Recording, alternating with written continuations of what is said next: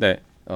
그래서 이 과목은 695H예요. 네, 그다음에 303이고요.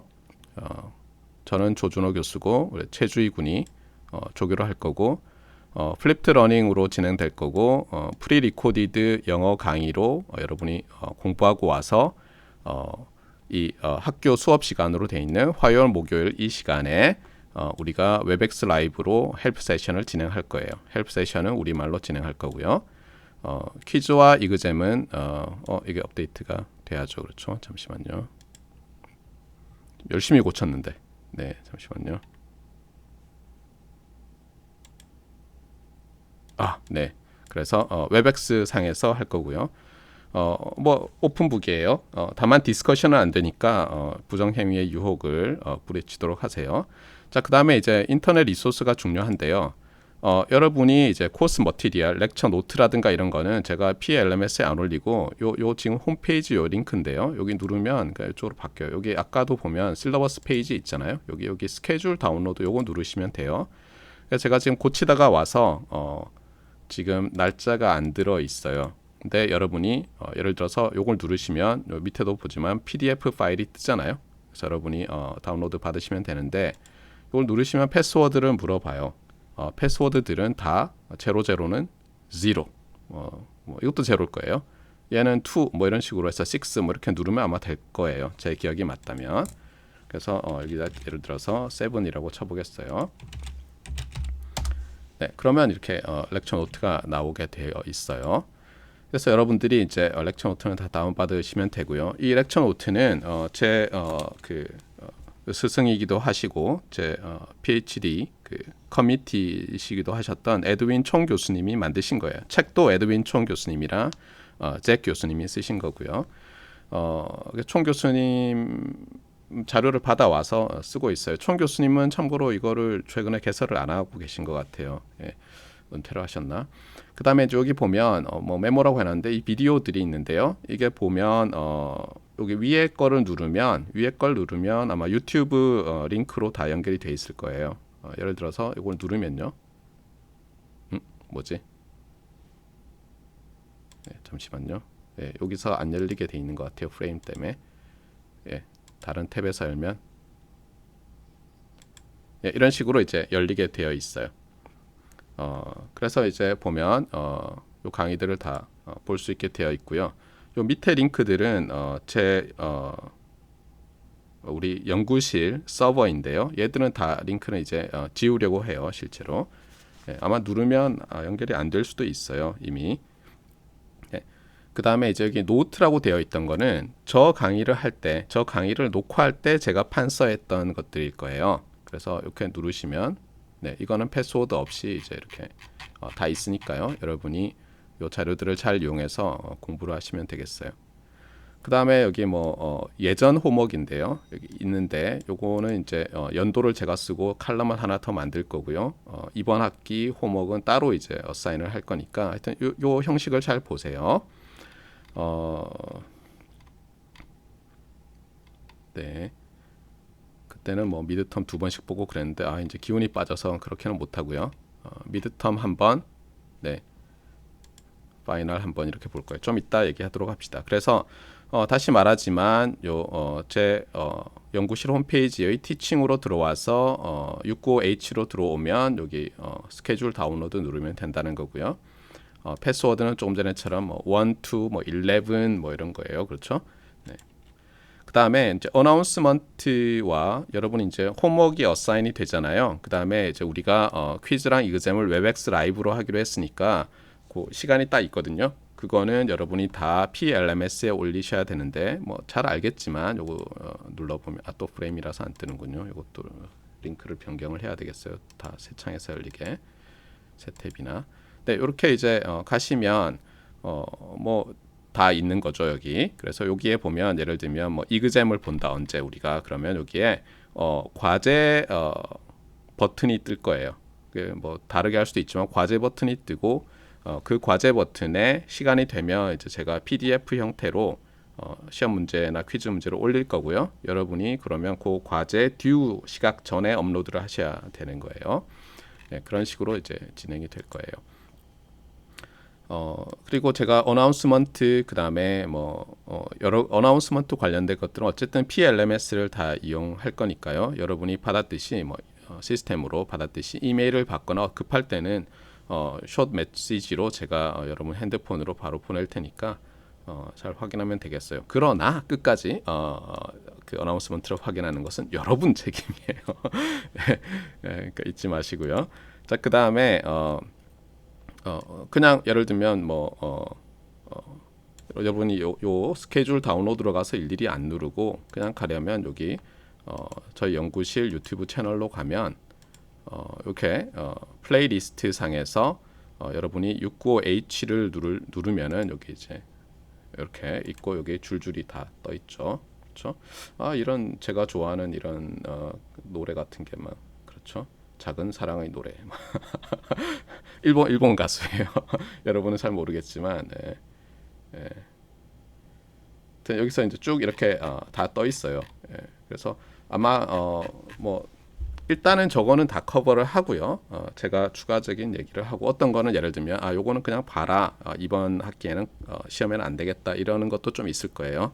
제가 리니어 프로그래밍 쪽은 별로 좋아하지 않아요. 그리고 여러분이 알아놔도 큰 도움이 안 돼요. 요새는 리니어 프로그래밍 쪽은 워낙 프로그램들이 잘 돼 있어서, 그러니까 이 소프트웨어들이 잘 돼 있어서 그냥 소프트웨어 툴을 얼마나 잘 다루냐의 문제로 거의 바뀌었어요. 이제는.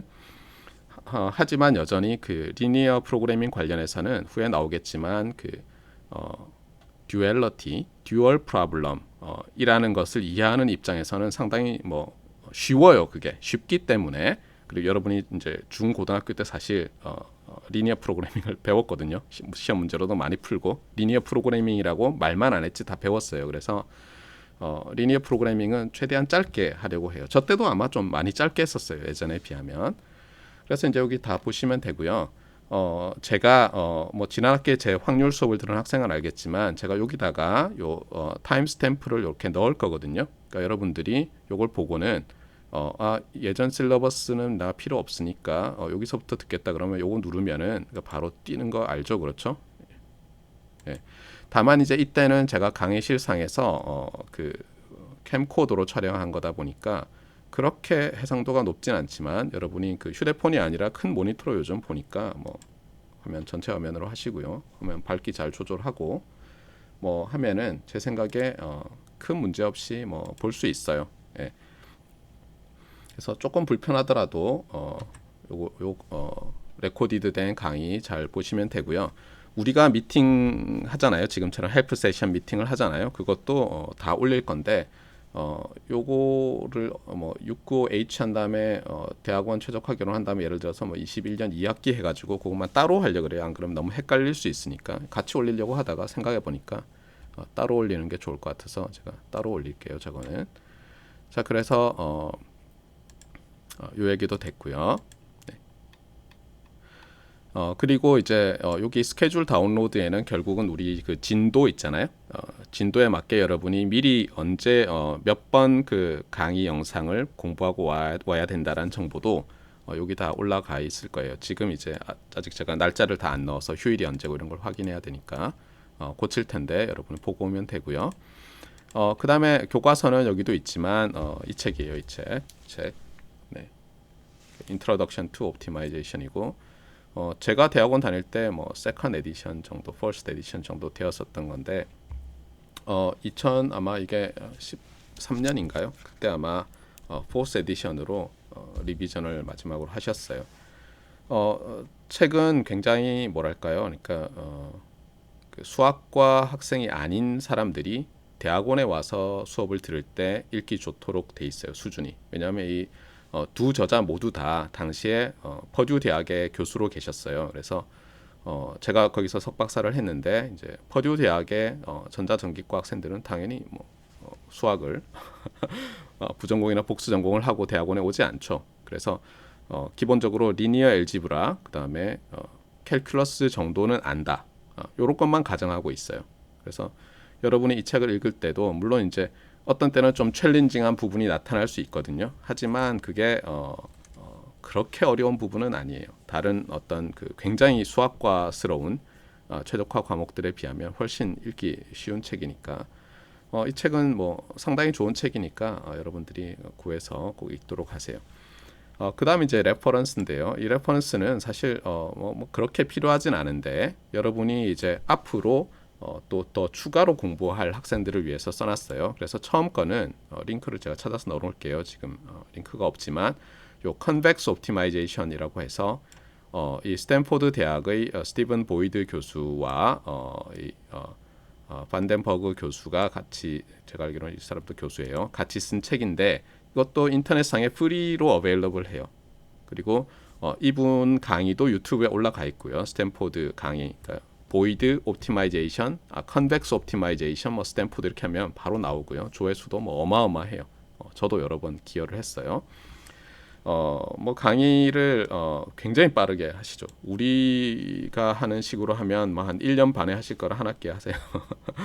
그래서 좀 챌린징할 수도 있고 어떤 부분은 그러니까 약간 이 천재기가 있는 교수님들이 그런 게 있잖아요. 여러분도 지금쯤은 알겠지만 학생들이 뭘 모를 수 있는지를 전혀 몰라요. 자기는 그게 어렵지 않기 때문에. 그래서 뭐 저도 바보는 아닌데 저 부분은 좀 설명을 더 해주지 이런 것도 막 지나가요. 뭐 당연하죠 이러면서. 그래서 여러분이 좀 어려울 수도 있지만 대학원생이라면, 학부생은 아직 필요 없을지도 몰라도 대학원생이라면 이 인트로덕션을 배우고 나면 보통 요즘은 요즘이라고 하면 좀 곤란하네요. 그렇죠? 두 갈래로 바뀌었어요. 예전에는 인트로덕션 배우고 나서 컨벡스 옵티마이제이션으로 넘어갔는데 요즘은 이 옵티마이제이션으로 인트로덕션 한 다음에 바로 그냥 스토캐스틱 옵티마이제이션으로 넘어가서 어플리케이션을 뭐 뉴럴 넷이라든가 이런 쪽으로 그냥 가는 것 같아요. 그러니까, 기본은 알았어. 컨벡스 필요 없어. 뭐 이런 식으로. 그 이유 중에 하나는 이거예요. 많은 그 AI 모델들이 트레이닝 될 때 그 우리가 이제 오브젝티브 펑션이라고 하는데 그게 컨벡스 함수가 아니에요. 안타깝게도.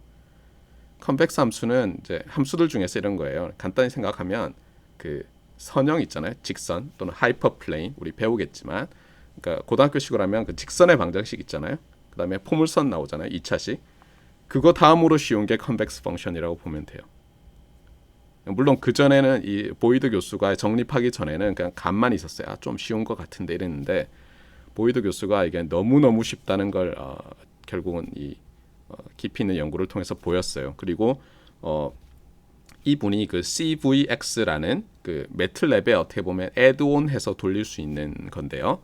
코드도 만들었는데 참고로 그 스페이스X 있잖아요, 여러분. 그 로켓 막 쏘고 그러잖아요. 그 보면 예전과는 달리 어때요? 로켓이 이렇게 발사됐다가 버려지는 게 아니라 이렇게 해서 다시 내려오잖아요. 요거 컨트롤 하는데 CVX로 한다고 해요. 또 바꿨는지 모르지만 처음에 한다고 하는 영상을 제가 봤어요. 아마 제 생각에 스탠포드 나온 그 제어 전공한 학생들이 맨날 하던 게 CVX로 컨벡스 문제 풀던 거니까 그냥 스페이스X 가가지고 이걸로 풉시다 그런 것 같아요.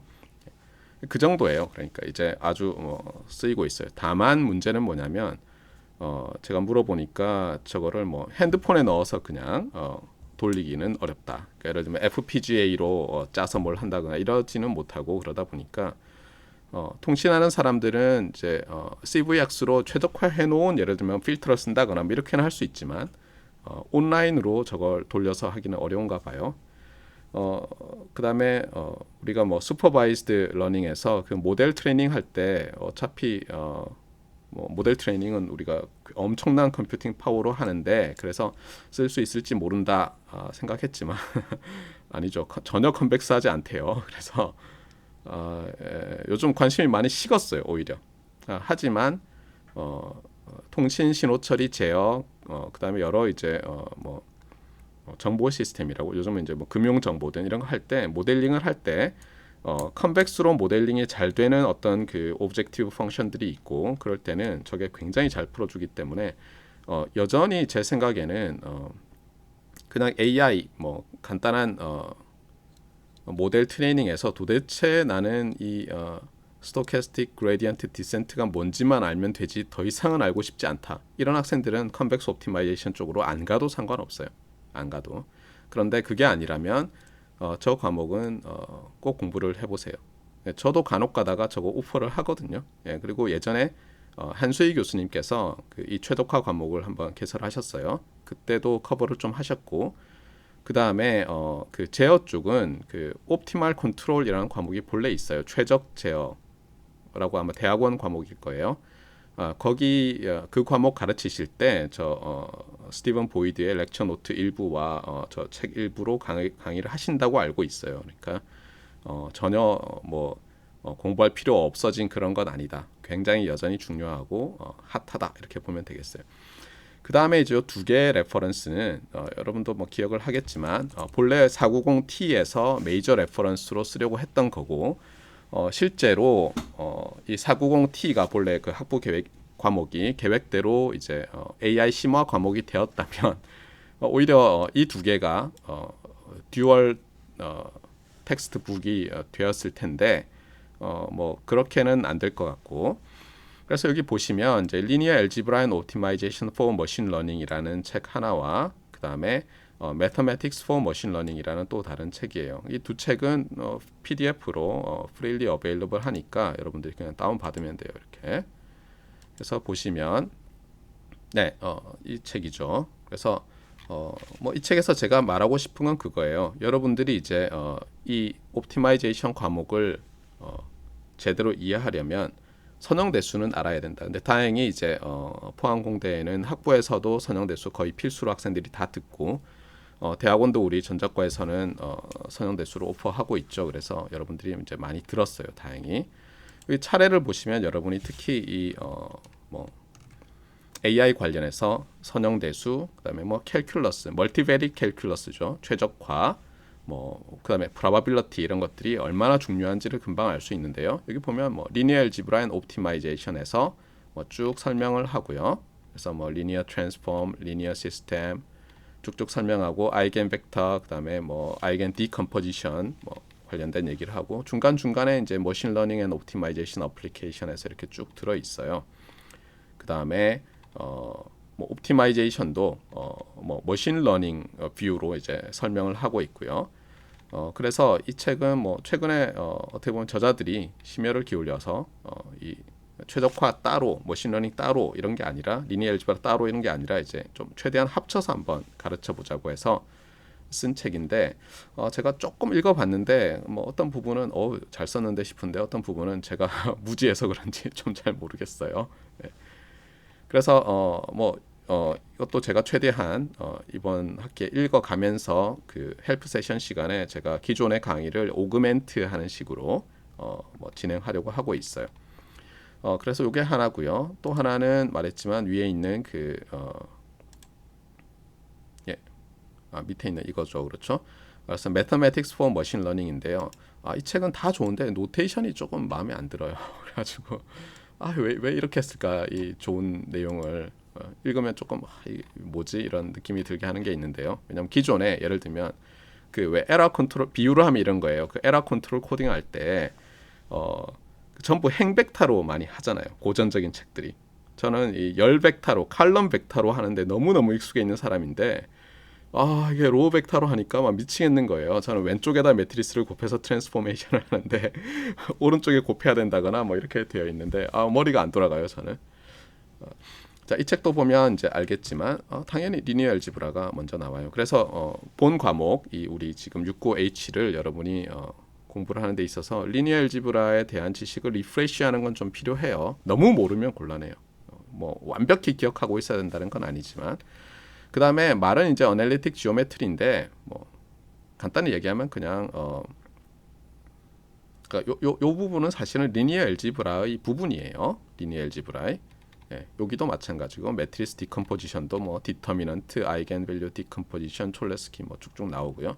그다음에 요게 이제 소위 말하는 그 여러분이 학부 1, 2학년 때 배웠던 캘큘러스예요. 멀티베리트 캘큘러스. 근데 이제 보면 이 3번 부분과 사실 결합이 되어 있죠. 그래서 완전히 이렇게 떨어져 있지는 않아요. 그래서 리니어 알지브라라는 것을 여러분이 알지브라이크하게만 접근하면 수학과처럼 되는데 약간 지오메트리컬하게 접근을 하잖아요. 특히 우리 엔지니어들은 이 그래피컬하게 나타내는 걸 좋아하잖아요. 그 그래프 티어리 그래프 말고 이렇게 뭐 그 그림으로 이렇게 보면 사실 리니어 엘지브라와 벡터 캘큘러스는 매우 밀접하게 관련이 되어 있어요. 그래서 여러분들이 공부를 프리레퀴짓으로 되어 있으니까 공부를 좀 하고 오셔야 되고요.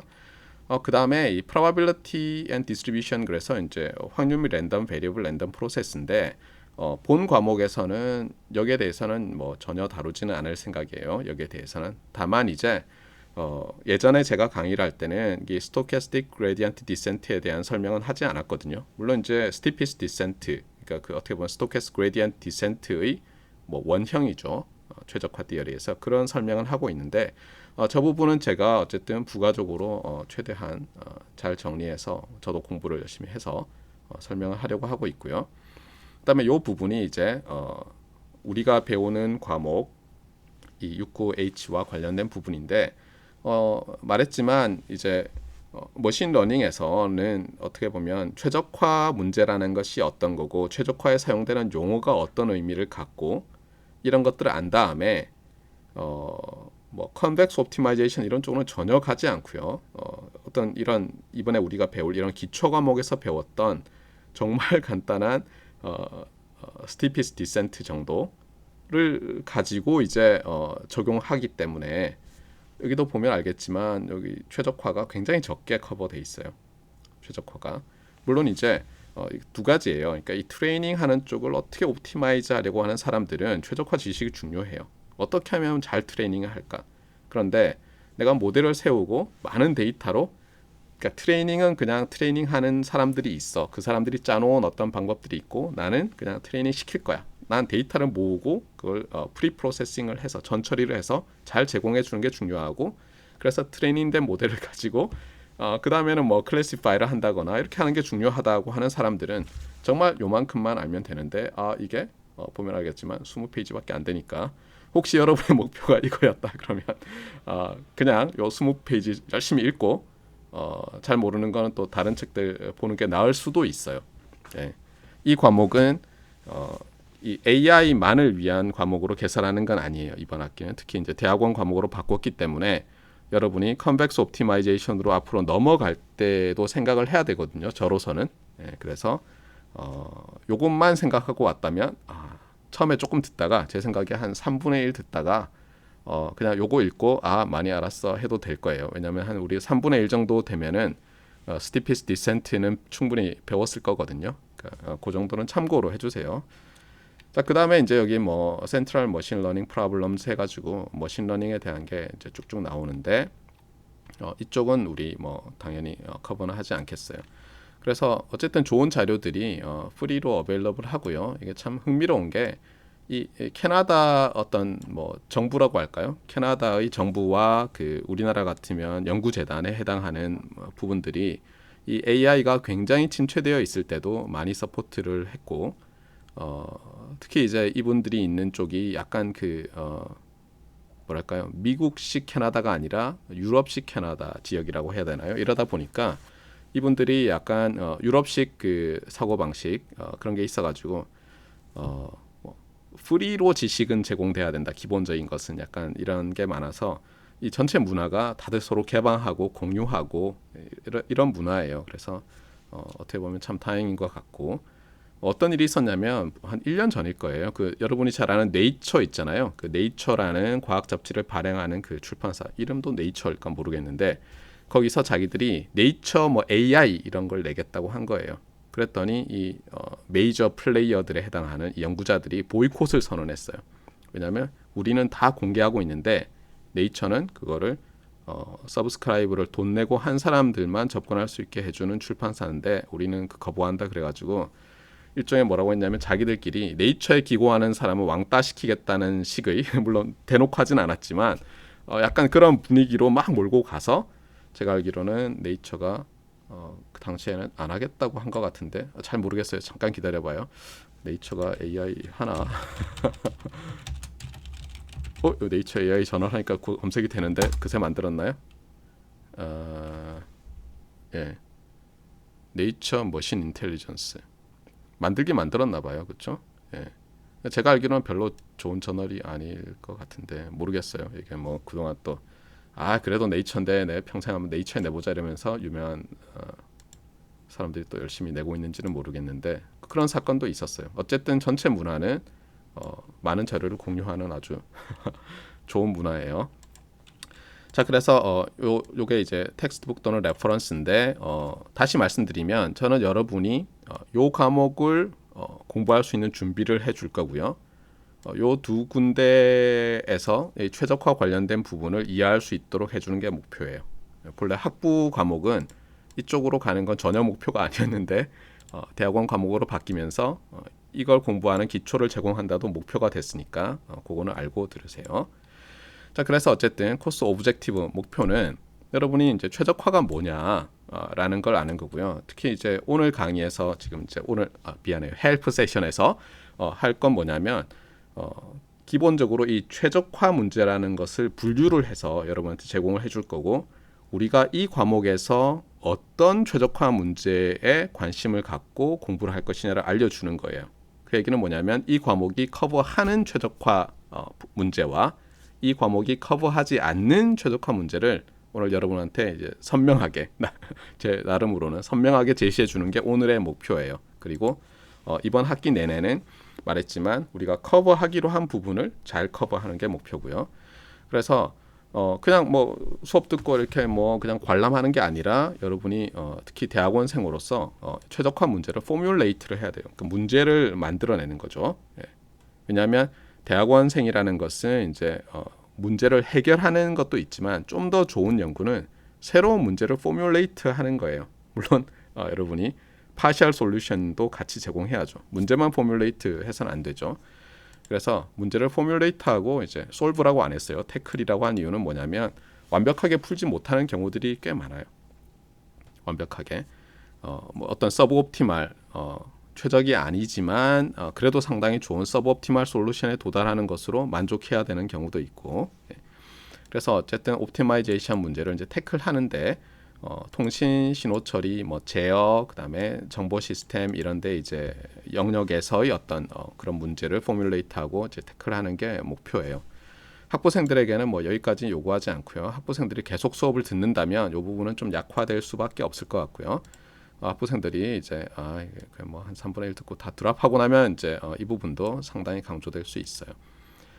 자, 그다음에 코스 아웃라인은 간단히 얘기하면 매스매티컬 리뷰인데요. 이게 뭐 한 일주일 이상 지속될 거예요. 우리가 리니어 엘지브라와 캘큘러스에 대한 리뷰를 하지 않고 최적화를 할 수 없기 때문에 그러고 나면 뭐 이건 책의 이제 파트들 우리 교과서에 있는 이게 교과서에 뭐 파트 1, 2, 3 돼 있는데 그 순서인데요. 처음에 이제 unconstrained optimization, 그러니까 제약 조건이 없는 어떻게 보면 이제 우리가 뭐 search space라고도 하고 뭐 constraint set이라고도 하는데 우리가 왜 이런 거잖아요. 예를 들어서 내가 이 세상에서 가장 예를 들면 예쁜 여자랑 결혼하겠다. 이러면 어떻게 돼요? search space가 뭐예요? 이 세상에 있는 모든 여성이 되잖아요. 맞아요? 이렇듯이 이제 constraint set이 사실은 없는 거죠 그때는. 근데 나는 한국말은 해야 되니까 한국 여성으로 하겠다. 그러면 이제 constraint가 사실 있는 거죠. 이게 constraint가 있느냐 없느냐가 좀 애매한데, 그러니까 그 objective function의 정의 구역이 constraint set이 될 때는 그냥 unconstrained라고 불러요. 그것보다 작기만 하면 다 constrained라고 하고. 근데 어쨌거나 그래서 이제 처음에 이걸로 시작하지만 사실 시작해놓고 그냥 바로 unconstrained가 막 나오기 시작하고 그래요. 그래서 이 파트들이 칼같이 나눠져 있지는 않아요. 그러니까 사실 나누기도 어렵고. 그 다음에 리니어 프로그래밍이 상당히 큰 파트를 차지하지만 이것은 최소화하면서 제가 말했지만 듀얼러티, 쌍대성이라고 해요. 여러분 렐러티버티는 상대성이잖아요. 근데 듀얼러티는 번역을 할 때 쌍대성이라고 해요. 쌍으로 되어 있다고 해서 그 쌍대성과 관련해서 요 리니어 프로그래밍 쪽은 좀 설명을 안 할 수는 없으니까 좀 할 거고요. 그 다음에 메이저는 요쪽이죠. 사실은 Non-Linear Constrained Optimization인데 특히 이제 Convex Optimization 쪽으로 가려면 근데 이 부분도 상당히 중요해요. 그리고 Steepest Descent 할 때는 사실 뭐 이 정도만 알아도 뭐 큰 문제 없거든요. 물론 Constraint 있을 때는 여기도 필요하지만 그래서 뭐 어쨌든 순서는 이렇게 될 건데 여러분들이 잘 취사 선택을 하면 되겠어요. 그 엠퍼시스에 대해서는 프리레퀴짓은 다시 얘기했지만 학부 수준의 캘큘러스와 리니어 엘지브라예요. 그다음에 이제 여러분이 제일 관심 있는 게 코스 리ኳ이어먼트일 텐데 제가 이제 나이를 들어가면서 시험을 뭐 4번씩 보고 퀴즈를 매주 보고 이러는 시대는 끝났어요. 다행히 여러분 해피하시죠, 그렇죠? 광민선 양은 아니었나요? 제 수업 들을 때 제가 아직도 힘이 넘칠 때 학부 수업을 들었었나요? 예. 뭐 제가 예전에는 불과 몇 년 안 됐는데 뭐 시노미 시스템 시험 볼 때 뭐 저녁 7시에 시작해서 뭐 아침 8시 뭐 이렇게 물론 저는 그때까지 있지 않았어요. 우리 조교가 힘들었지만 13시간 몇 분 기록을 세운 적도 있어요. 어쨌든 퀴즈 2번이고요. 시험 2번이에요. 그래서 퀴즈는 한 10%씩 웨이트를 줄 거예요. 그래서 여러분들이 시험 때까지 기다리고 그냥 공부 안 하고 있으면 안 되기 때문에 사실 보는 거예요. 그다음에 미드텀이 이제 20% 40% 이렇게 되고요. 그다음에 홈워크가 나갈 거예요. 근데 홈워크는 아직 결정은 안 했는데 뭐 매틀랩 프로그래밍을 좀 포함할까 이러고 있는데 혹시 학부생들 매틀랩 전혀 못 쓴다 본 적 없다는 학생이 있어요? 예, 제 수업을 들었으면 그래도 매틀랩 조금은 다룰 줄 알죠. 대학원생들은 뭐 그냥 해야죠. 그렇죠. 어쩌겠어요. 네. 고민 중이에요. 저도 이거는. 네. 그다음에 파이널 그레이드는 그냥 이렇게 해서 100%라고 되지는 않아요. 그러니까 이게 이렇게 돼 있는 이유는 뭐냐면 어쨌든 저 웨이트대로 하는데 이제 주의할 것은 이거예요. 예를 들면 이제 퀴즈 1이 너무 어려웠어요. 또는 미드텀 이그잼이 너무 쉬웠어요. 근데 파이널 이그잼은 굉장히 어려우면 웨이트를 저렇게 줘도 내가 파이널 이그잼에서 뭐 회복할 방법이 없잖아요. 그래서 저는 어떻게 하냐면 다 그 표준화를 해요. 성적을. 그러니까 그 소위 말하는 Z 값으로 바꿔요. 그래서 Z 값으로 바꾼 다음에 웨이트를 줘서 저걸 다 더하거든요. 그래서 마지막에 이제 여러분이 이제 뭐 안타깝지만 한 줄로 세워져요. 어쨌든 한 줄로 세워지는데 다만 파이널 그레이드 A, B, C, D 플러스 마이너스는 여러분이 예를 들어서 뭐 수업 시간에 적극적으로 참여하고 또 여러분이 다 잘해요. 그러면 여러분이 줄을 쫙 세웠는데도 가장 못한 학생도 A 플러스 받을 수 있는 거예요. 그런 면에서 제가 상당히 다면 평가를 하겠다라고 하는데 어쨌든 뭐 저 웨이트로 줄을 세운다는 면에서는 공평하고요. 마지막에 학점을 끊는 부분은 저희 상당한 주관이 들어갈 수 있는데 어쨌든 이제 이렇게 되는데 뭐 저 위에 있는 학생이 내려가고 이런 경우는 없을 거예요. 그러니까 예를 들어서 저렇게 100%로 했을 때 상당히 나쁜 학생이 제가 봤을 때 객관적으로 매우 잘했다. 주관적으로라고 해야 되겠네요. 그러면 이제 뭐 모든 사람이 학점이 올라가는 거예요. 네. 그다음 이제 아카데믹 디스어니스티인데 뭐 대학원생들에게는 사실 뭐 말할 필요 없겠지만 학부생들이 유혹을 많이 받는 것 같더라고요. 그래서 학교에서도 꼭 학생들에게 얘기를 해줘라. 여러분도 뭐 알겠지만 안타깝게도 개교일에 거의 가장 많은 학생들이 정학을 받았죠. 최근 몇 년 사이에. 그 다 이유가 이제 그 온라인으로 퀴즈와 시험을 볼 때 있었던 부정행위 때문이었어요. 그래서 여러분들이 뭐 정학을 받거나 그러면 여러 가지로 이제 그 삶의 계획들이 꼬이잖아요. 그러니까 그러지 않도록 하면 좋겠어요. 자, 그래서 이제 실러버스 부분은 대충 끝났고요. 물론 이제 우리가 PLMS 들어가서 여기에 강의 계획서를 보면 사실 똑같은 내용이 순서만 바뀌어서 올라가 있어요. 그래서 여기 선수 과목 돼 있던 거 일단 다 뺐고요. 예. 그 다음에 뭐 플립드 러닝이고 뭐 프리 리코디드 다 똑같은 얘기예요. 그 다음에 뭐 언더그레주 레벨이란 것도 똑같고 성적 평가 다 똑같고요. 그래서 여러분들이 실제로 조금 전에 봤던 실러버스는 굳이 제 그 강의 홈페이지 그 저희 연구실 서버에 있는 거기서 볼 필요가 없어요. 그냥 PLMS에서 대부분이 다 될 거예요. 다만 이제 기존의 그 뭐 홈워크이라든가 뭐 이런 스케줄 이런 것만 저기 가서 보면 되니까 요 스케줄 다운로드 요 부분이 거의 여러분들이 주로 보게 될 그런 페이지고요.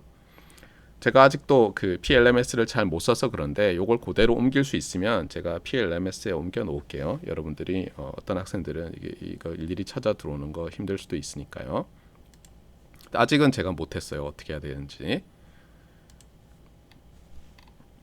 참고문은 다 똑같고 강의 진도 계획, 수업 내용, 학습법 이런 것도 다 똑같고 여기도 이 유튜브 뭐 링크 이런 거 다 있으니까요. 네, 걱정 안 하셔도 되겠어요. 자, 그러면 일단 실러버스 내용은 이 정도 한 것 같은데 질문 있는 학생은 질문해 주시면 되겠어요. 혹시 질문이 있을까요?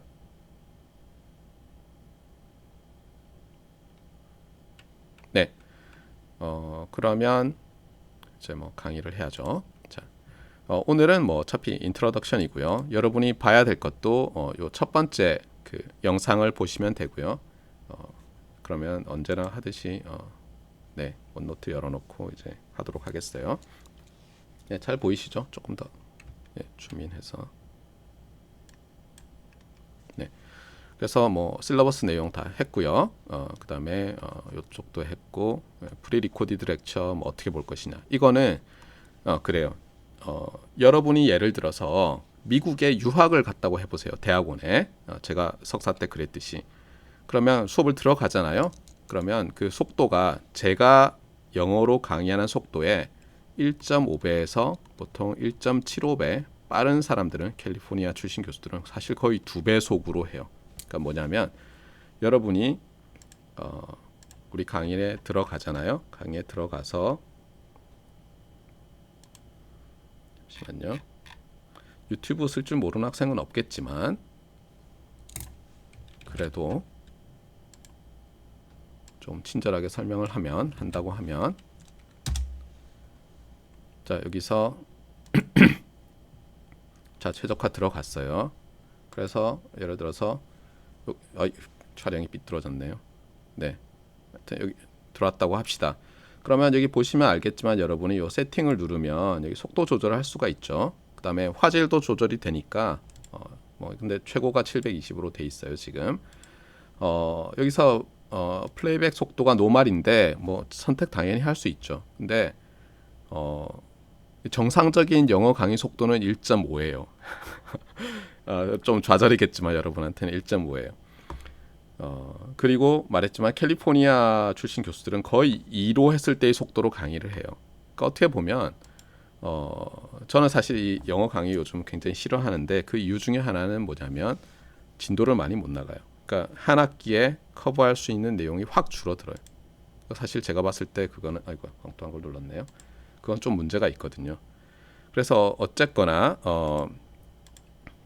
여러분들이 1.5배로 틀어놓고 저 유튜브 영상을 편안하다. 그러면 여러분이 어디 미국의 대학을 갔을 때 그렇게 빠르지 않은 속도로 영어 강의하는 수업을 듣는데 문제는 없을 거예요. 그런데 2배속으로 해서 들을 수 없다. 그럼에도 불구하고 그러면 캘리포니아 출신 교수님이 강의하는 건 진짜 따라가기 어려울 거예요. 너무너무 빨라요. 그래서 여러분이 어떻게 보면 여러분 스스로의 스탠다드를 좀 끌어올리실 필요가 있고요. 물론 당연히 여러분들이 지금 들을 때 잘 안 들리면 뭐 1.0, 0.75 뭐 이렇게 조절을 하셔서 이제 들으면 되겠어요. 그리고 또 하나는 보면 이제 뭐 아까도 뭐 봤지만 또 안 누르겠지만 클로즈드 캡션 버튼이 있죠. 클로즈드 캡션 버튼이 있는데 저는 이제 많이 놀랐어요. 유튜브가 상당히 정확해졌어요. 불과 지난 학기만 하더라도 제가 이제 영어 강의를 이렇게 누르잖아요. 그러면 예를 들면 스티븐 보이드 교수님이 그 빠른 영어로 하는데도 그 자막이 안 틀리거든요. 거의 틀리지 않아요. 그 구글이 자동으로 한 것도 예를 들면. 근데 제가 한 거는 막 저는 발음이 상당히 정확한 편인 것 같은데도 막 개판이었는데 제가 어제 딱 틀어봤는데 그동안 정말 많은 발전이 있었는지 정말 정확해요. 물론 간혹 가다가 제가 좀 이상한 발음을 할 때가 있거든요. 예를 들면 우리가 그 베르누이 가문 있잖아요. 뭐 베르누이에 정리하는 우리는 베르누이 하는데 그거는 이제 원어에 가깝게 해서 그렇지만 영어로는 버눌리 이렇게 말하는 게 사실은 표준적이에요. 그래서 제가 이제 여러분이 렉처 1 틀어보면 베르누이 그 패밀리에 대한 얘기를 하면서 처음에 베르누이 그랬다가 뭐 버눌리 이렇게 하는데 베르누이라고 했을 때 이상하게 이렇게 자막이 나왔다가 버눌리 할 때는 베르누이가 정확하게 나오더라고요. 많이 좋아졌어요. 그래서 제 생각에 여러분이 힘들면 이 정도 속도로 해놓고 CC 틀어놓고 보면 훨씬 잘 들려요. 그래서 그렇게 보면 되겠고요. 요것도 했고요. 요것도 얘기했고 그다음에 이제 Neural Net Related Topics에 대해서도 이제 좀 얘기를 했는데 뭐 요거는 이제 우리가 헬프 세션 가면서 계속 설명을 하겠지만 뉴럴 넷은 크게 이 아티피셜 인텔리전스라는 그 어떻게 보면 굉장히 큰 집합이 있다면 거기에 사실은 작은 부분인데 사람들이 관심이 많아서 그래요.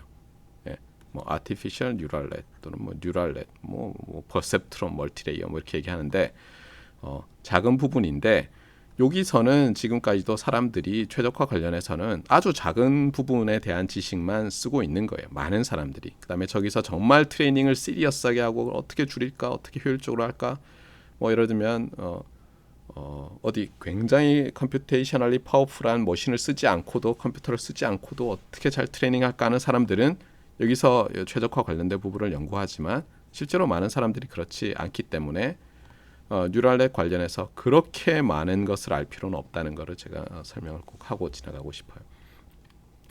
자, 그러면 이제 오늘 제가 분류를 하겠다고 했잖아요. 그래서 이제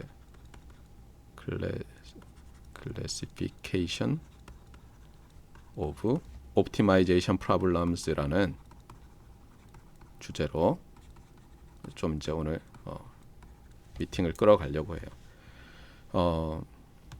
여러분이 아는 것부터 이제 시작하는 게 좋겠죠. 여러분이 어떤 걸 했었냐면 이런 문제를 중학교 때부터 풀기 시작했어요. 여기에 x축, y축이 있고요. 여러분에게 어떤 직선의 방정식이 주어져요. 두 개가. 그래서 하나는 이렇게 되고요. 하나는 이렇게 돼요. 그 다음에 뭐라고 하냐면 이 직선의 방정식을 가지고 그냥 얘기하는 게 아니라 뭐 교묘하게 뭐 예를 들면 뭐 어떻게 할까요? 3x 더하기 2y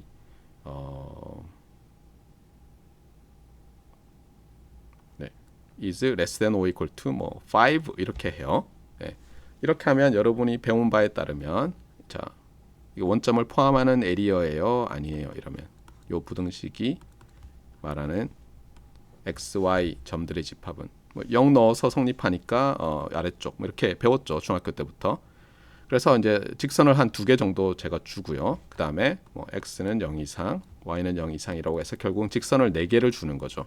그러면 이제 어떻게 보면 요 빗금친 shaded area가 일단 여러분의 소위 말하는 constraint set이 되는 거예요.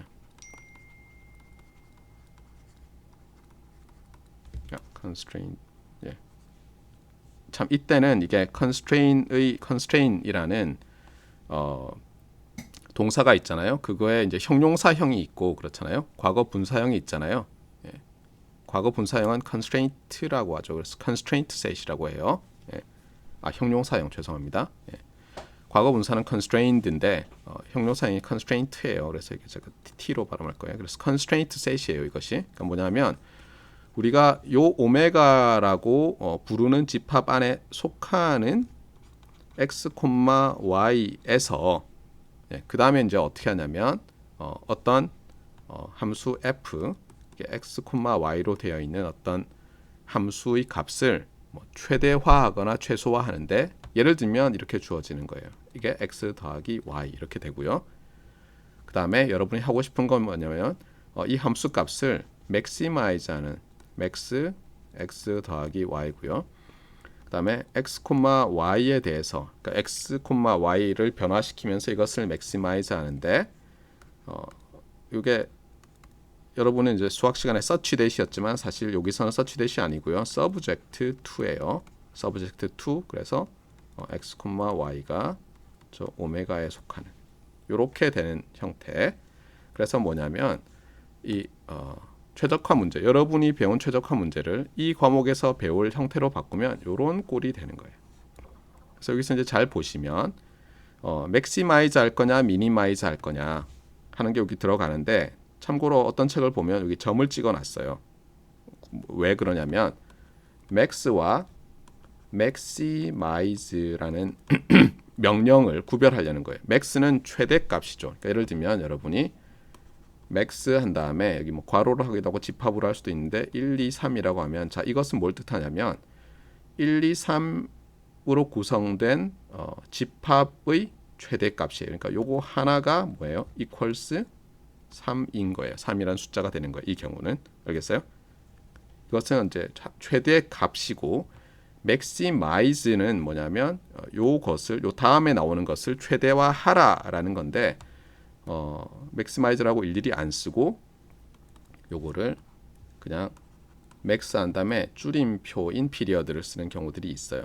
그래서 어떤 책들 보면 max 다시인지 max인지를 굉장히 구별을 해요. 예를 들어서 한번 볼게요. 자, 제가 예를 들어서 그 다음에 또 구별해야 될 게 뭐냐면 요거랑 관련해서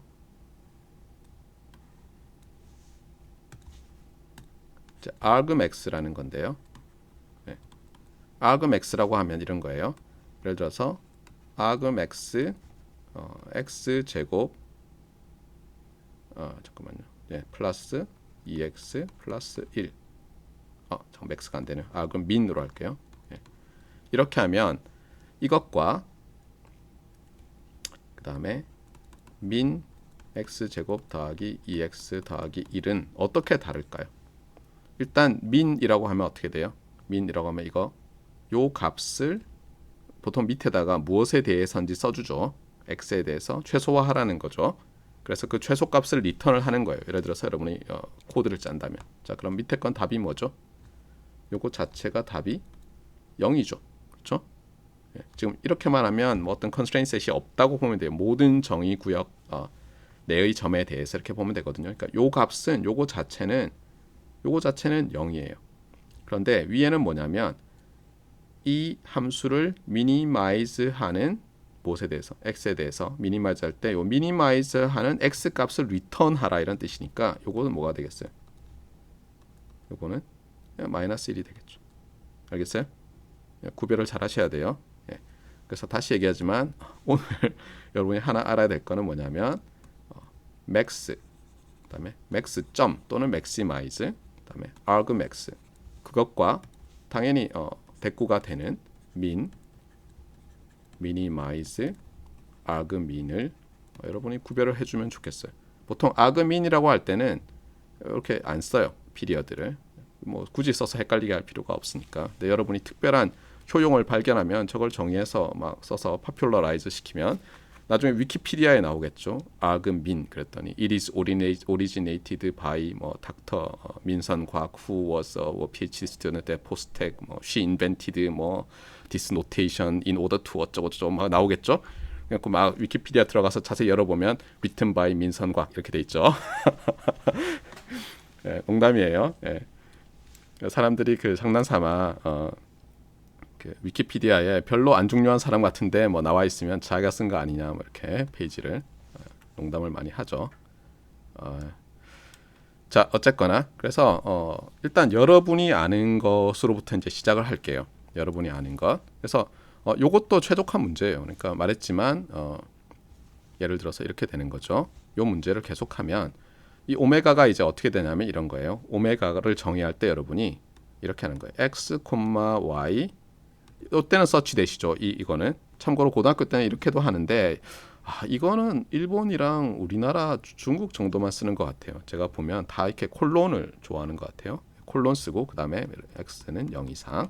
자 이게 집합 하나고요. 그 다음에 x, y 그 다음에 y는 0 이상. 그 다음에 또 x, y 그다음에 아까 했죠. 3x 더하기 2y는 less than 5. 그 다음에 또 뭐 예를 들면 x, y는 뭐 x 더하기 5y less than 4 밖에 하고 있나요? 예. 이렇게 해놓고는 예를 들면 얘들의 다 교집합으로 이제 정의를 할 수가 있죠. 그래서 오메가를 이렇게 정의하는 거예요. 이게 여러분이 이제 중학교 때 풀었던 문제인 거예요. 그러니까 요 함수 값을 최대화하는데 요런 네 가지 조건. 사실 고등학교 때는 집합으로 잘 안 했죠. 중학교 때는 그냥 요렇게만 했잖아요. 맞아요? 근데 이제는 우리가 집합 표기를 많이 할 거예요. 집합으로 생각하지 않으면 사실 해결할 수가 없어요. 왜냐하면 이거 자체가 이제 constraint set이라고 불리는 집합이니까. 자, 그래서 일단 constraint set에 대해서는 이제 뭐 확실히 감이 왔을 거예요. 그러니까 간단하게 얘기하면 여러분이 뭔가를 찾아 나설 텐데 그 바운더리예요. 바운더리 안에. 아까도 제가 잠깐 전 세계에 있는 여성과 한국에 있는 여성 얘기를 했잖아요. 예, 여러분이 결혼 상대를 찾겠다 그랬을 때. 네. 자, 이게 constraint set이라고 부르고요. 그래서 이게 첫 번째고 그 다음에 또 그러면 여러분이 배웠던 요 문제에서 요 녀석은 뭐냐 이거 요 녀석 요거를 오브젝티브 펑션이라고 해요.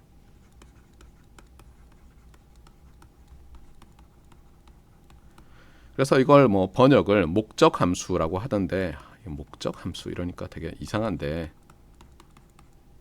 예. 뭐 어떡하겠어요, 그렇죠?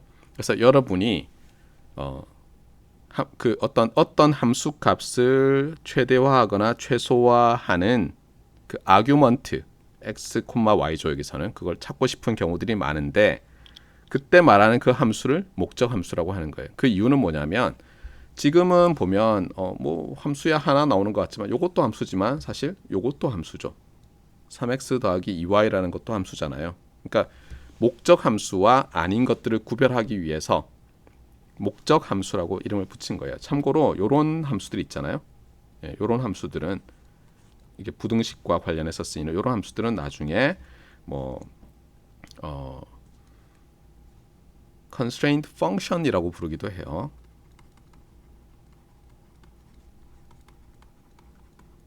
그러니까 constraint set을 정의하는 데 쓰이는 펑션들이라고 이렇게 부르기도 하고요. 사람들마다 또 다르게 막 부르는데 어쨌든 오브젝티브 펑션이 아닌 거예요. 그러니까 펑션이 쭉 나와요. 예. 그다음에 이런 constraint 펑션을 써서 나타내는 constraint set은 functionally constrained 뭐 이런 식으로 얘기해요. 알겠어요? 함수들을 이용해서 constraint set이 정의되는 거예요. 그때 functionally constrained constraint set 이런 식으로. 그래서 여러분이 어쨌든 그냥 함수라고 안 하고 오브젝티브 함수, 오브젝티브 펑션이라고 한다는 걸 기억해 줘야 되겠어요.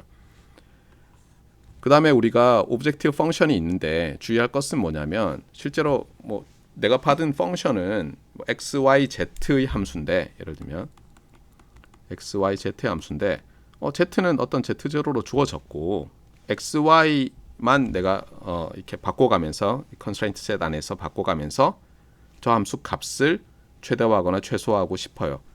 그럴 때 이제 방법 중에 하나는 뭐냐면 얘를 그냥 아예 새로운 g, x, y로 깔끔하게 정의를 하고 예를 들면 뭐 max g, x, y 그다음에 밑에다가 아무것도 안 쓰고요. 그냥 subject to 한 다음에 아까처럼 뭐 쭉쭉쭉 이렇게 constraint set을 기술하는 방법이 있어요. 그러면 누가 보더라도 x와 y를 다 바꿀 수 있구나. 그리고 요 constraint set을 보니까 다들 x, y로 되어 있는 점들이에요. 그러면 너무 당연하지만 문제는 뭐냐면 우리가 요 g를 정의할 때 예를 들면 정의하고 났더니 뭐 이렇게 돼 있었다고 해봐요. 그러면 어떤 함수 g를 그랬더니 이것만 딱 보면 이게 뭐 a를 바꾸라는 건지 그렇잖아요. b를 바꾸라는 건지 x를 바꾸라는 건지 뭐 명확하지가 않잖아요.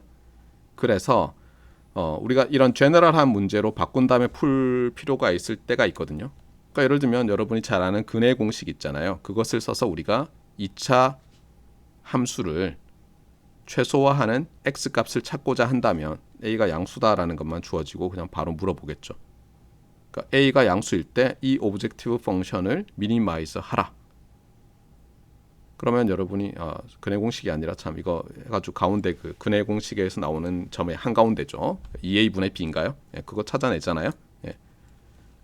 그렇게 할 때 다 a와 b로 나타낸 거잖아요. 그렇잖아요. 그래서 명확히 하기 위해서 보통 여기다가 variable이 뭔지를 써요. 예, 안 쓰면 헷갈리니까. 그러니까 예를 들면 이렇게 쓰는 거예요. 뭐 ax 제곱 더하기 bx 더하기 c 한 다음에 x라고 쓰는 거예요. 제가. 그 다음에 constraint에다가 아예 뭐 a는 양수. 좀 놀랍죠. 저기 a가 없는데 a는 양수. 어떤 사람이 이렇게도 쓰지만 차라리 문제에서 a는 양수일 때 한 다음에 여기다가 뭐 x는 모든 리얼 넘버. 그러면 사실은 뭐예요? 이거는 unconstrained죠. 그렇죠? 그래서 안 쓰기도 하는 거예요. 그리고 간단할 때는 요 밑에다가 이렇게 쓰기도 해요. 그러니까 간단한 constraint set은 여기다가 쓰기도 하고 unconstrained는 그래서 굉장히 많은 표기법이 존재하는데 어쨌든 정의구역 안에서 여러분이 서치를 할 수 있으면 오브젝티브 펑션의 도메인 내에서 그냥 서치를 할 수 있는 문제는 unconstrained problem이라고 해요. unconstrained optimization problem이라고 하고요. 그게 아니라 여러분이 오브젝티브 펑션의 도메인보다 작은 proper subset이 주어지는 constraint set으로 주어지면 constraint optimization problem이라고 해요. 알겠죠? 그러면 다시 돌아와서 중학교 때 문제로, 자, 이거는 오브젝티브 펑션이 x 더하기 y라는 two variable 펑션일 때 우리가 지금 기술한 이 문제는 이런 걸로 constraint problem이에요, unconstrained problem이에요? 네, constraint problem이죠. constraint optimization problem이죠. constrained optimization problem. 제약 조건이 있는 optimization problem. 그래서 제일 먼저 나오는 클래시피케이션 방법이 뭐냐면 오메가, 즉 constraint set을 기준으로 나누는 거예요. 그래서 어떻게 한다고요? 여기서처럼 이렇게 나누는 거예요. 알겠죠? 그다음에 두 번째는 뭐냐면 이제 거꾸로 올라가는 거예요. 가다 보면 사실 이거 좀 이상하네 싶지만 두 번째는 뭐냐면 오브젝티브 펑션이에요. 뭐 당연하겠죠. 나온 게 그거밖에 없잖아요, 우리. 참고로 그냥 펑션은 앞으로 제가 FT 이렇게 쓸 거예요. 펑션 줄여서 f.t. 왜 안 닷도 쓰기 귀찮아서 죄송해요. 이게 AI가 되면 제가 이렇게 쓰면 그냥 이렇게 자동으로 펑션 이렇게 고쳐주면 좋겠는데, 자, 그러면 이 오브젝티브 펑션인데 여기서 이제 아주 많은 분류가 생기는데 그래도 여러분이 이미 알고 있는 저 중학교식 저 사실은 리니어 프로그래밍 문제예요. 참고로 이거는 LP라고 해요. 리니어 프로그래밍. 제가 거의 안 다루겠다고 했던 그 녀석이에요. 그걸 중학교 때 열심히 배운 거죠, 여러분이. 첫 번째는 이거예요. 이 F라는 것이 두 개가 있어요. 하나는 이렇게 썼지만 이렇게 쓸까요, 차라리? 우리가 보통 함수를 있잖아요. 이게 어떤 함수다라는 걸 간단하게 표현하는 방법이 뭐죠? 이렇게 함수 이름을 쓰고요. 알파벳 보통 하나로 이렇게 콜론을 쓰고 이렇게 쓰죠. 이건 뭐예요? The function f is from R, 요건 보통 into라고 해요. into R 이렇게 얘기하죠. 뭐냐면 얘는 예를 들면 이렇게 생긴 거예요. f of x equals x 제곱 플러스 2x 이렇게 돼 있는 거예요. 그래서 뭐예요? x 값이 R의 원소이고 함수 값이 또 R의 원소인 거죠. 맞아요? 그래서 요게 정의구역, 이게 공변역이라고 옛날에는 했죠. 공역, 여러분은 아마 공역이라고 배웠을 거예요.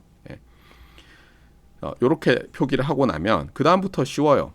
뭐냐면 대부분의 문제들은, 여러분이 보는 문제들은 이게 중학교 때도 심지어 이거 고등학교 때 오히려 이런 걸 다뤘죠. 중학교 때 아까 저 리니어 프로그래밍, 아까 우리가 본 리니어 프로그래밍 프로블럼은 오히려 이거예요. 왜냐하면 XY였잖아요. 맞아요? 그러니까 이게 R2 또는 R to the 2라고 하는 것은 뭐예요? 얘는 어떤 집합이냐면 이렇게 돼 있는 거죠. 그러니까 x, y. 어떤 때는 제가 이렇게 라운드 브라켓 쓰고 어떤 때는 이 스퀘어 브라켓을 쓸 텐데, such that 어떻게 돼요? x도 R에 속하고 y도 R에 속하는 이런 점들의 집합이죠. 맞아요? 유클리디안 two space 이렇게도 얘기하죠. 어떤 사람들은 이런 것들. 그럼 당연히 우리가 일반적인 어때요? R to the n 또는 어떤 때는 뭐 n에서 R로 가는 함수들 생각할 수 있죠. 참고로 여기 안 쓰면 1이죠, 다.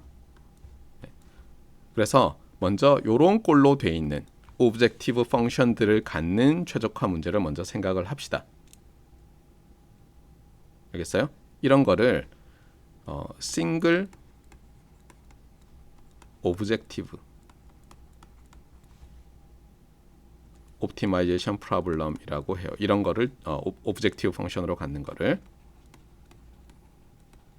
또는 싱글 크라이테리언 옵티마이제이션 프로블럼. 어떤 사람은 유니 이렇게 쓰는데 그거는 이제 하나라는 뜻만 나타낼 수 있으면 돼요. 여기서 그러면 이 하나라는 게 뭐냐? 요게 하나인 거예요. 요게. 알겠어요? 이 싱글은. 근데 여러분 생각에는 이거 너무 당연한 거 아닌가? 이게 어떻게 두 개일 수 있어? 생각할 수 있지만 사실 굉장히 중요한 것 중에 하나가 이런 거예요. 예를 들면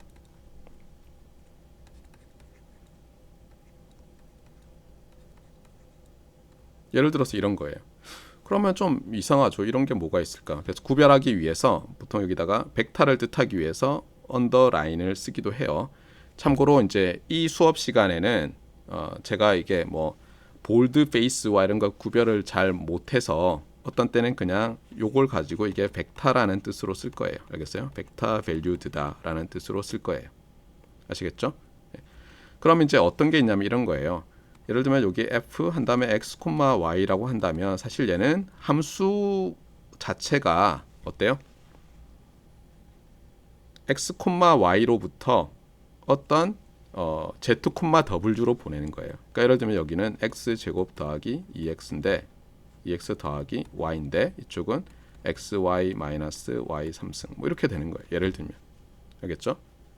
근데 얘를 잠깐만 최소화 할 수 있나? 스칼라 값이 아닌데 리얼 스칼라가 아닌데 최소화라는 게 가능한가 싶지만 요걸 또 제너럴라이즈드 이니퀄리티라는 것으로 정의를 하고요. 실제로 여러분 중에서 경제학 개론을 들은 학생들은 여기 좀 익숙할 거예요. 예를 들면 이런 어떤 멀티 베리어블 펑션을 미니마이즈 한다는 것은 사실은 뭐냐면 이런 거예요. 요게 이제 요거를 참고로 f1 x, y라는 함수라고 하고요. 요를 f2 x, y라는 함수라고 하면요.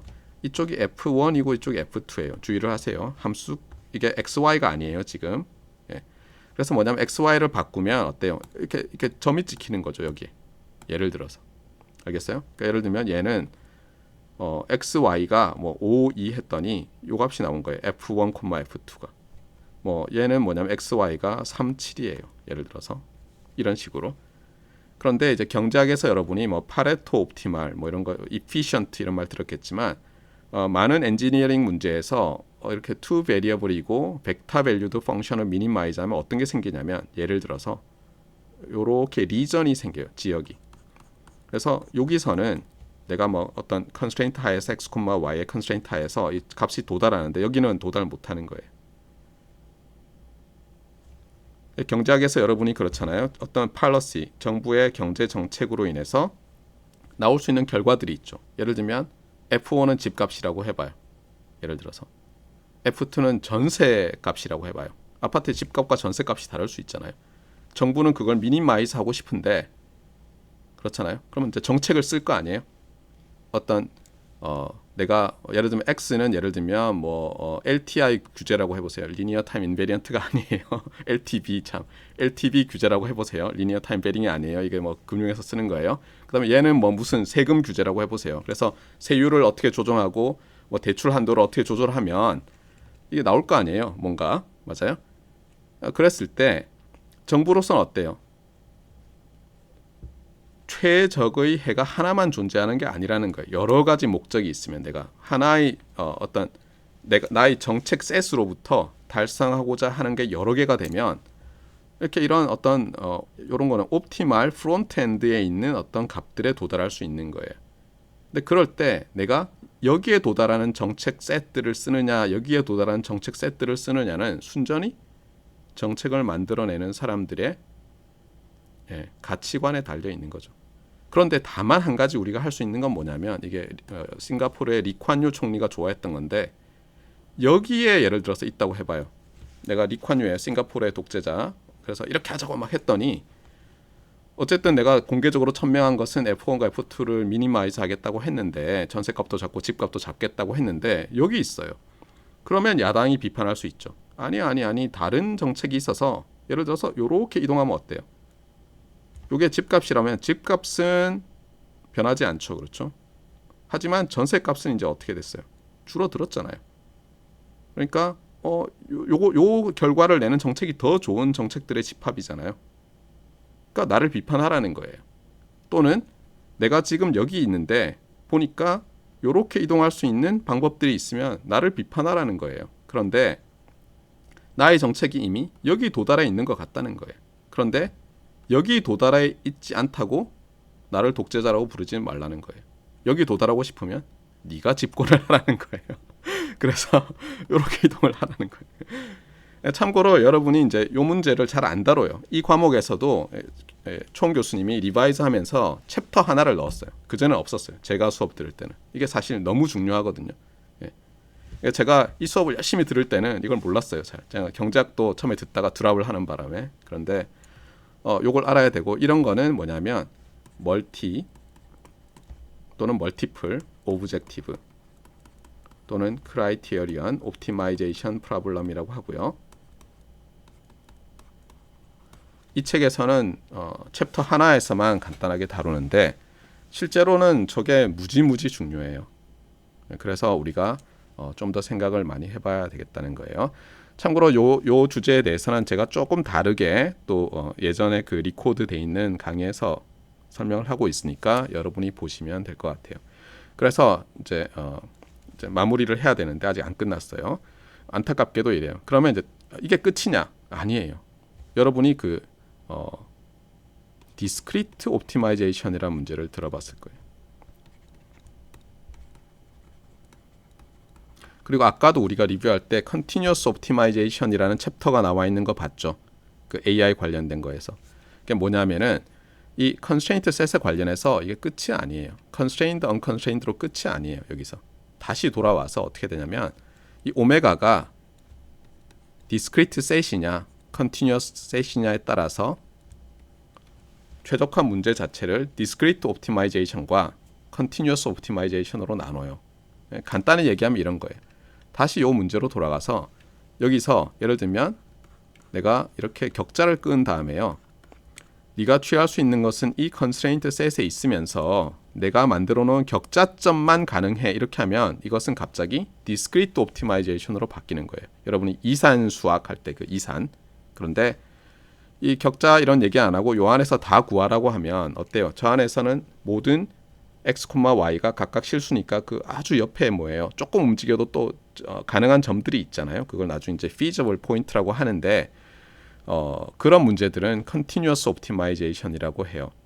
그래서 그러면 이제 다시 이제 생각하면 이렇게 되는 거예요. 처음에 어떻게 나눌 것이냐? 사실은 continuous optimization과 discrete optimization으로 나눠요. 알겠어요? 그 다음에 이제 어떻게 나누겠어요? 그럼 continuous constraint set 가지고 하는 거죠. 그 다음에 여기서 constrained, unconstrained로 나눠요. 그리고 여기서도 constrained와 unconstrained로 나누고요. 그래서 이 과목에서는 이쪽 패스로 가서 이렇게 배우는 거예요. 참고로 여러분이 그 산업경영공학과의 학부에 이산 최적화라는 과목이 있거든요. 그러면 딱 들어가자마자 이렇게 가서 이렇게 배워요. 알겠어요? 그러니까 이게 이 과목이에요. 이거는 이제 산경과 상공과에 가서 배우면 되고요. 하지만 그 전에 벌써 뭐가 있다고요? 예, 사실은 이렇게 나눠진다는 거죠. 여기에 싱글 오브젝티브, 그다음에 멀티 오브젝티브 또는 멀티플 크라이테리언 옵티마이제이션. 그래서 여러분이 경제학 수업을 들으면 어떻게 간다고요? 경제학 수업을 들으면 이쪽으로 막 흘러가는 거예요. 이쪽으로. 워낙 중요하니까. 하나의 오브젝티브만 추구하지 않잖아요. 여러 토끼를 다 잡으려 하잖아요. 그래서 그분들이 인생이 힘든 거예요. 정치가라든가. 자, 그래서 오늘 어쨌든 분류가 좀 됐나요? 네, 그래서 이 과목에서는 싱글 오브젝티브, continuous optimization인데 constrained, unconstrained 문제들을 다 풀 거고요. 물론 또 이제 다음 시간 되면 여기서 또 우리가 줄여요. 우리는 뭐냐면 좀 함수 자체가 오브젝티브 펑션 자체가 스무드한 것을 원해요. 그래서 미분을 도입할 거예요. 미분을. 그래서 멀티베리에이트 캘큘러스가 중요한 거예요. 네. 자, 오늘은 그럼 여기까지 하고요. 제가 추가적인 것은 이제 공지를 할게요. PLMS 공지 통해서 공지할 테니까 일단 여러분이 공부해 오시고요. 다음 시간에 또 보도록 합시다. 이것도 되는지 모르겠는데 웹엑스 미팅을 할 때는 여러분이 요 채팅 창에다가 그 수업 시작할 때 학번 이름을 입력해 주시고 수업 끝날 때 학번 이름을 입력해 주시면 되는데 지금도 어쨌든 제가 출석 체크를 해야 되니까 여기다가 채팅창에 모두에게로 해서 아니 저한테만 해도 되나요? 아 되네요. 네, 저한테로 해서 이제 학번 이름 넣어주세요. 제가 이거 모아놔야 되니까 자, 수고 많았습니다. 학번 이름 입력해 주시고 퇴실하시면 됩니다.